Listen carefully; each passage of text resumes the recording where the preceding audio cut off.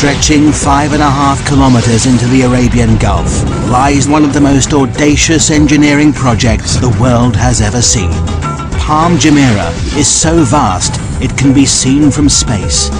Built only from sand and rock, threatened by earthquakes, violent storms and erosion from the sea, it's remarkable that Palm Jumeirah exists at all. God had wanted an island in the shape of a palm tree in the ocean, he'd have put one here. Engineers must race against time and battle constantly with the forces of nature. This is a megastructure they thought could never be built.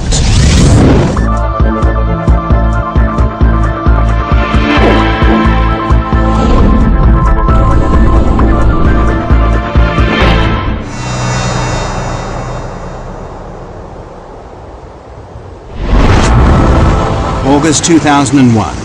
The Arabian Gulf is a massive activity. Dubai is building one of the biggest man-made islands in the world. Engineers have a daunting task ahead of them, because this is a construction like no other. All structures stand in defiance of nature. Most are built from concrete and steel, materials that are artificially strengthened. But this massive island is being constructed out at sea, using only natural materials, sand and rock.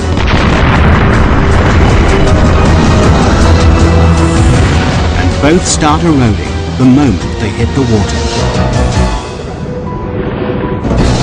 For project manager Bob Berger, it's a daunting task. Any construction is in defiance to nature, and this is an extreme example of that. Every day, we're trying to prevent the destruction of what we built. The Middle East, Dubai, the jewel of the Arab world. A kingdom built on the profits of its oil reserves. This tiny emirate, twice the size of London, is one of the richest places in the Arab world. But it hasn't always been like this. 50 years ago, Dubai was a trading town built on a creek. Over half a century later, it's been transformed. Now it's famous for gold, trade, and oil. But there's a problem on the horizon. By 2016, the oil will have run out. It'll mean disaster for the economy. Dubai must find a new source of income. The Crown Prince, Sheikh Mohammed bin Rashid Al Maktoum, has a $2 billion plan to save his country. He's ordered his kingdom to transform itself into the world's #1 luxury tourist destination. And the Crown Prince has a history of getting what he wants. To put Dubai on the map, he's already built one of the most luxurious hotels in the world, the Burj Al Arab, created top-class golf and race courses, and is planning the world's tallest building. But now, the Crown Prince's big idea is mass tourism. Dubai seems the perfect spot. It offers sun almost every day of the year, glorious beaches and azure seas. 5 million tourists visit here annually. Now they want to triple this to 15 million. But there's a problem. The coastline is a mere 72 kilometers long. Not enough space for all these extra people. But how do you make your coastline longer? The Crown Prince's plan is to build a massive island, and he wants it done by 2006. What better for a paradise island than the shape of a palm tree? 5.5 kilometers across, it increases the coastline by a whopping 56 kilometers, 9 times more beachfront than the circular island. But no one has ever built an island this size and shape before. When I first heard of this project, I couldn't believe it. I thought it's incredible. The extraordinary plan is to build a city at sea. The palm will be covered with luxury villas, shopping malls and restaurants. The crescent-shaped breakwater, linked to the palm by a tunnel, will hold 22 hotels. The easiest way to build such a massive structure at sea is to use concrete and steel. But this doesn't fit with the Crown Prince's plans. His idea creates an added challenge. To blend in with its surroundings, the island must be made entirely from natural materials. The palm-shaped island will only be made from sand, 24 million cubic meters of it. All that protects this from the sea will be a breakwater, 5.5 million cubic meters of rock. Together, there's enough sand and rock to build a 2.5 meter high wall circling the entire world.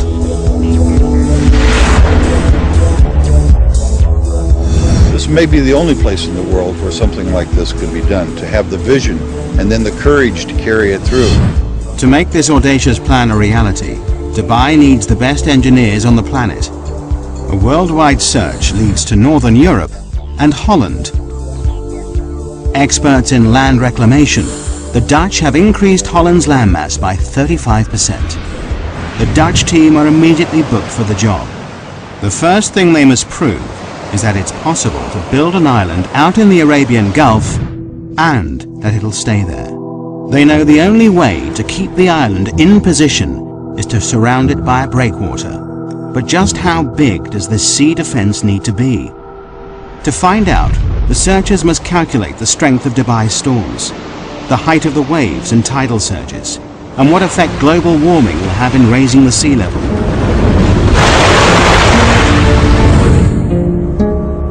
The biggest fear for all coastal engineers are massive freak waves. These waves build up over long distances, pushed by persistent winds and large currents. They destroy nearly everything in their path. But the island builders are lucky. The research team has worked out that the Arabian Gulf is the perfect place to build this megastructure. On average, the Gulf is only 30 meters deep, and it's only 160 kilometers wide. It's too short and too shallow for catastrophic waves to build up. But the team know they will get Shamal storms.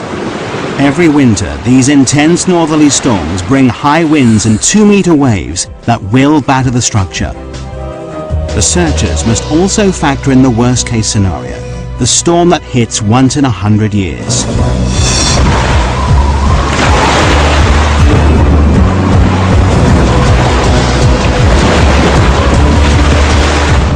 The team do the final calculations. To protect this fragile island, the breakwater must be at least 3 meters high above the waves and 11.5 kilometers long. But just when the engineers thought they were ahead, they're given another challenge. The developers in charge of this megastructure want to start construction immediately, before the research is complete. It's a huge gamble that could come back to bite them. If they haven't got it right, the whole structure might be washed away. August 2001, the breakwater construction team take to the sea. They've only 2 years to build this massive 11.5 kilometer sea wall. But just as they get started, disaster strikes. September the 11th, 2001. The World Trade Center in New York is attacked in a brutal act of terrorism. Overnight, tourism to the Middle East stops. But work has already started on the Palm Island. Will millions of dollars and months of research all be in vain? September 2001. In the wake of terrorist attacks in the United States, travel abroad halts abruptly.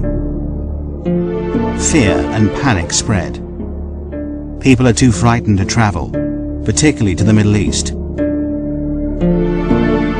It could have disastrous consequences for Dubai's ambitious plans. Work has already begun on building one of the biggest man-made structures in the world. A giant palm-shaped island that'll transform Dubai into a world-class holiday destination. The massive 11.5 kilometer breakwater is under construction. Both the breakwater team and the Palm Island team